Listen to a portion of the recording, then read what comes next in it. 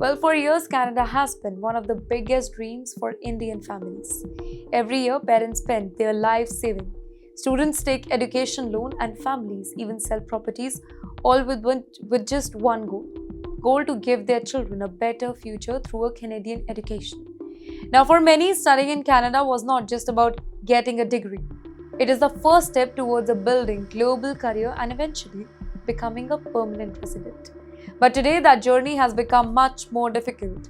Ladies and gentlemen, the Canadian government has officially triggered its international student policy, and the numbers, they clearly show the country is slowing down the entry of a new foreign student. This is not a rumor, by the way, this is not speculation. This is an official policy shift. While Canada has fixed a limit on the total number of study permit it plans to issue in 2026. And compared to previous year, the number has gone down.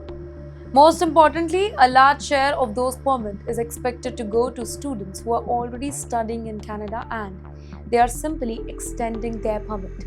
That means the number of seats available for brand new international students has become much more smaller now. Can you think about what this means? If you're planning to apply for Canada next year, you are not just competing with students from India.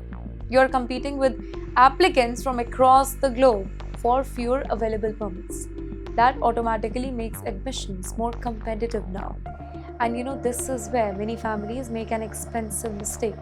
They assume that getting admission into a college automatically means getting a study permit. Unfortunately, that's no longer the reality. Well, today, choosing the right institution has just become as important as getting good marks. Well, the Canadian government is clearly changing its priorities.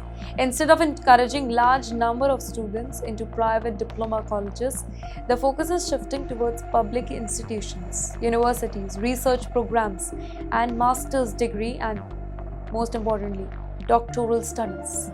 In fact, under the updated policy, eligible masters and PhD students at public institutions receive significant advantage because they are treated very differently under the new permit framework. That sends a very clear message though. Canada is not shutting its doors completely.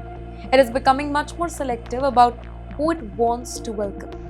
And yes, there is another challenge that families need to prepare for. Studying abroad is becoming more expensive. Apart from tuition fee, students now have to demonstrate stronger financial capability to show they can comfortably support themselves while living in Canada. That means proper financial planning has become much more important than before. So before paying large admission deposit, before taking an education loan, and before assuming that every college offers the same opportunity, pause.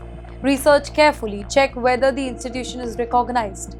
In fact, understand your long-term immigration options and don't make decisions based on social media videos or advice from unverified consultants. Because today, choosing the worst course, it could cost not only your money but also valuable years of your career.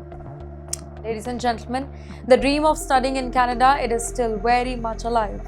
But unlike a very few years ago, success now depends on smarter plan, not just bigger spending.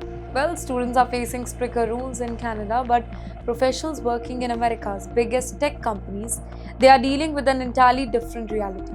One of the world's biggest tech giants has made a historic decision that could reshape thousands of careers. So let's move to our next story tonight.